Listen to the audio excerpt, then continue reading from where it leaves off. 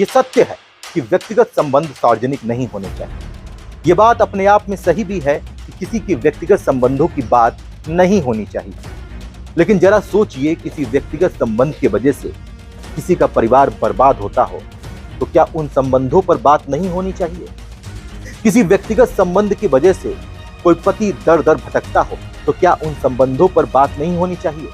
किसी व्यक्तिगत संबंध की वजह से किसी बाप के आंसू नहीं रुकते हो तो क्या उन संबंधों पर बात नहीं होनी चाहिए?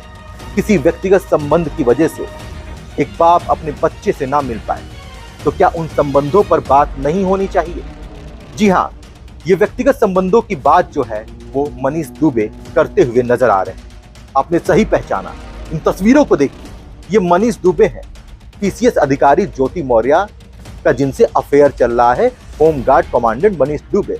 मनीष दुबे कैमरे पे कैद हो चुके हैं। स्क्रीन पर आपको ये स्पष्ट रूप से नजर आ रहे हैं। ये वही मनीष दुबे हैं जो गाजियाबाद में होमगार्ड कमांडेंट के पद पर तैनात थे और इनका अफेयर पीसीएस अधिकारी ज्योति मौर्य से चल रहा है, जिनकी वजह से ज्योति मौर्य और आलोक मौर्य केस में इतना बवाल हुआ है, जिसकी चर्चा इस समय सोशल मीडिया और मीडिया पर तेजी से हो रही है। मनीष दुबे का ट्रांसफर अब गाजियाबाद से महोबा जनपद के लिए हो चुका है। मनीष दुबे होमगार्ड कमांडेंट के पद पर अब महोबा में तैनात है।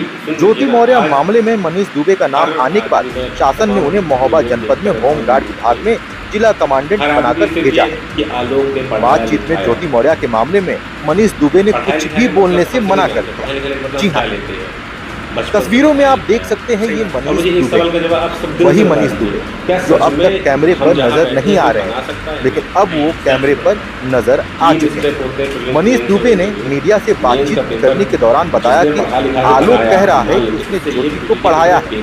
लोग भी यही कह रहे हैं, जबकि पढ़ाने लिखाने का मतलब होता है बचपन से पढ़ाया लिखाया। क्या सच में हम जहाँ बैठे हैं कोई हमें बना सकता है? जो दावा कर रहा है पढ़ाने लिखाने का, वो ये नहीं बता सकता कि कितने पेपर होते हैं, कितने पेपर, कितने ऑप्शंस होते हैं, वो ये नहीं बता पाएगा। क्यों इस चीज को इतना बढ़ाया जा रहा है? मैं भी हैरत में हूँ। पर्सनल मामला था, इस चीज को वहीं का वहीं खत्म होना चाहिए। जब उनसे पूछा गया कि ज्योति मौर्य से कहाँ मुलाकात हुई और बातचीत कैसे बढ़ी, तो उन्होंने पर्सनल सवाल कहकर बात को टाल दिया। आप अपना पक्ष हम कम से कम बताएं क्या मसला क्या है। जी बात, आप मुझे एक बात बताओ यार, आप कि आपका कोई पर्सनल मैटर घर का है, उसको हम क्या? अरे सर, दरवाजे के अंदर थोड़ी ना बाहर हो गया है, दरवाजे के बाहर की बात है, चर्चाएं हो रही। लाइव ये चीज़ें है ना मैं लेकर आया हूँ, ना वो लड़की लेकर आई है, कोई तीसरा आदमी लेकर आया है, तो उसके लिए मतलब कोऑपरेट नहीं करेंगे कैसे काम चलेगा? आप कोऑपरेट नहीं करेंगे कैसे काम चलेगा? कोऑपरेट नहीं कर रहे हैं आप। हम लोग जैसे मांगा जा रहा बाइक, तो आप जो कहना चाहें वो कह दीजिए। बाइक ऊपर से मांगा जा रहा, हम लोग थोड़ी चाहिए।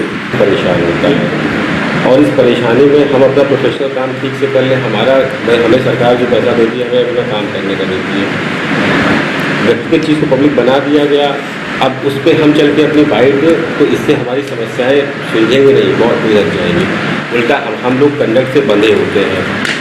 यही अगर ज्योति मौर्य या मैं एक नॉर्मल प्राइमरी टीचर होते या कोई क्लरिकल स्टाफ में होते, ये कोई खबर नहीं कभी। ये हमारा यहाँ बैठना जो है, अब हमें लग रहा है गुनाह हो गया है। हम लोगों ने जो यूपीएससी और इन सब की तैयारी की, बड़ा गुनाह काम किया। मैं एक सॉफ्टवेयर इंजीनियर था प्राइवेट सेक्टर में, बता दूँ, मैं कर दिया, ठीक है। मैं प्राइवेट सेक्टर में जो है चाय पिलवा दीजिएगा, ठीक है, पानी पिलवा दीजिए, पानी तो पीजिए। कहाँ पे था मैं? सॉरी, हाँ। अगर अब हमें यही लग रहा है कि मैं सॉफ्टवेयर इंजीनियर था, फालतू में वहाँ छोड़ के आया, अच्छी खासी में जॉब करता था। ये मैं आपको रिकॉर्ड बता रहा हूँ, ये मेरा पिछला है, मैं अच्छा खासा। उसके बाद मैं JRF हुआ 2016 में। PhD के लिए अभी भी प्रोफेसर बुलाते हैं मुझे, मेरा मन भी है PhD करने का, मैं अप्लाई करने भी जा रहा हूँ। तो मुझे लगता है कहाँ मैं इन सब चीज़ों में आके फंस गया। इससे अच्छा तो मैं जो है दूर रहता है। सीधी सादी मैं मेडियोकर फैमिली से बिलोंग करता हूँ, ठीक है। पिताजी मेरे इन सब चीज़ों में कभी हमारे घर में हुआ है। मुझे जो चीज़ लगी, जब ये स्टार्टिंग में पहली बार आया था, उस टाइम अगर ज्योति से पूछ लिया जाता या मुझसे पूछ लिया जाता, मैं आपकी बात नहीं कर रहा हूँ, जो भी था मैं तो बता रहा था। और ऐसा नहीं मैंने बात नहीं की, मैं तो हम ऑन कैमरा ये सब नहीं बोल सकते, ये हमारी मजबूरी है, क्योंकि ये हमारे कंडक्ट रूल में आता है। एक गैजेटेड अफसर इस तरीके से नहीं बोलता क्योंकि मैं जिम्मेदार पद पर हूँ। नॉन गैजेटेड कर्मचारी बोल लेगा उसको कुछ नहीं होगा, क्योंकि उसकी स्टेटमेंट की जिम्मेदारी सरकार। No comment. आपने कहा प्रोफेशनल चीज़ों पूछेंगे, हम बता देंगे उस बारे में। मेरा आपसे हाथ जोड़ के अनुरोध है इस मामले में, मैं हाथ जोड़ सकता हूँ, कहिए तो पैर पड़ सकता है। अरे भैया लेकिन इस बारे में प्लीज, क्योंकि उसकी सुन लीजिए ना, आज हर आदमी, मैं तमाम वीडियो देखता रहता हूँ यूट्यूब पे, हर आदमी सिर्फ ये कि आलोक ने पढ़ाया लिखाया। पढ़ाया लिखाया का मतलब हम सभी जानते हैं, पढ़ाई लिखाई का मतलब हम क्या लेते हैं, बचपन से पढ़ाया लिखाया। सही बात। और मुझे एक सवाल का जवाब आप सब दिल से बता दीजिए, क्या सच में हम जहाँ बैठे हैं कोई बना सकता है हमें? नहीं, सर से बनना। 3 स्टेप होते हैं प्रीलिम्स, मेंस और इंटरव्यू। मेंस का पेपर जिसने पढ़ा लिखा के बनाया, हम मान लेते उससे ये पूछ लीजिए कितने पेपर होते हैं, शायद वो बता नहीं पाएगा।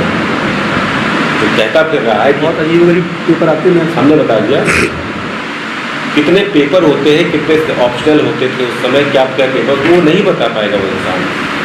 बस क्यों इस चीज़ को इतना बड़ा चढ़ा दिया? मैं भी हकरत हूँ, बेटे भी हकरत है, पर्सनल मामला था, इस चीज़ को वहीं के वहीं ख़त्म करना चाहिए था। आप लोग गाड़ियों वाले बोलू देंगे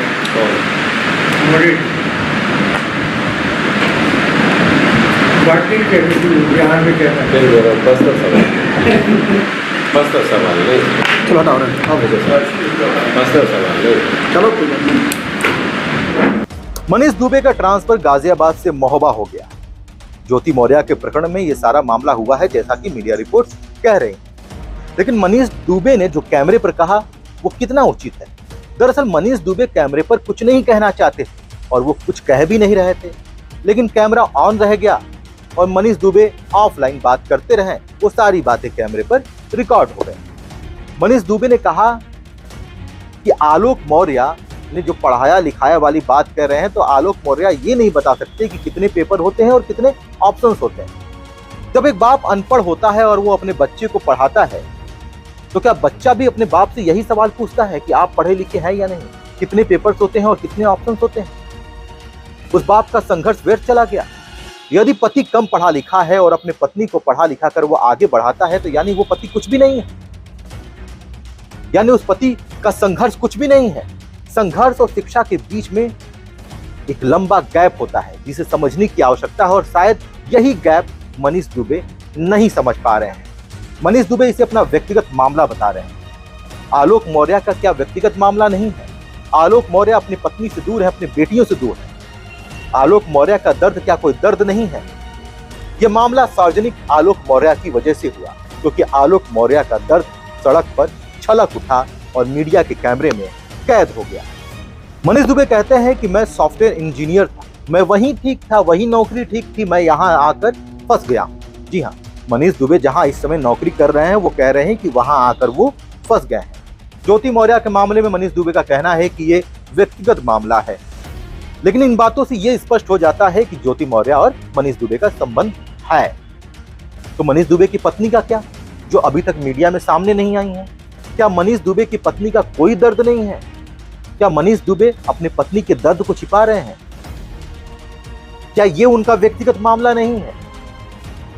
ये बात सत्य है कि कानूनन व्यक्तिगत संबंध हो सकते हैं और ये सार्वजनिक नहीं होने चाहिए, लेकिन सार्वजनिक मनीष दुबे और ज्योति मौर्य के संबंध नहीं है, सार्वजनिक आलोक मौर्य का दर्द है। ज्योति मौर्य अचानक बरेली से फरार हो गई, ऐसी खबरें मीडिया में आई।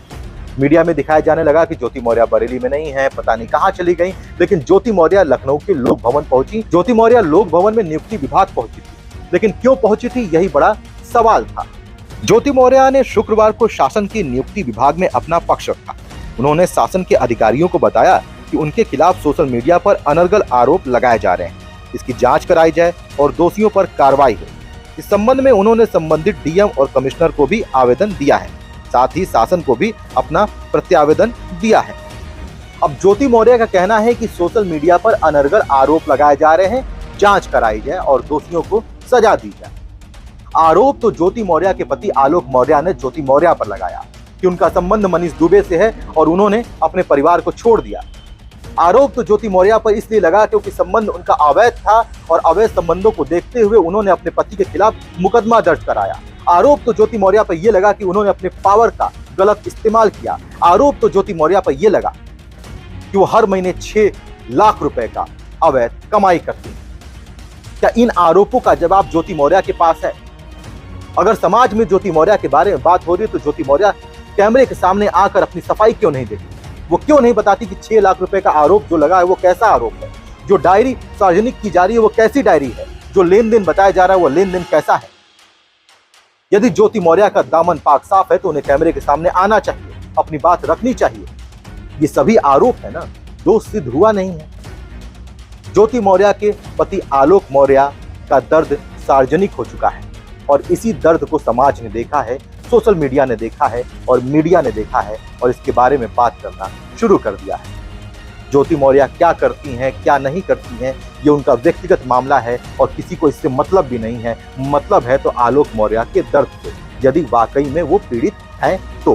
अपील करना चाह रहे हैं कि सभी लोग एक दूसरे पति पत्नी हो, जो भी हो, एक साथ रहें। और सर, जो एक समाज में गंदा मैसेज आ रहा है कि बेटी पढ़ाई पत्नी नहीं, ऐसा नहीं है सर। कभी कभी कुछ होता है कि कुछ घटनाएं घट जाती हैं, लेकिन ऐसा हर पत्नी या हर पति के साथ ऐसा नहीं होता, होना चाहिए। अगर माफ़ी मांगने से या झुकने से रिश्ते बच जाएं तो सब बचाया जा सकता है। आप हर चीज़ के लिए तैयार हैं? हर चीज़ के लिए तैयार। आप चाहते हैं आपका परिवार बचा रहे? सर, परिवार, सर हमारे बच्चे बहुत हैं सर, बच्चों को बहुत मिस कर रहा हूँ। और सर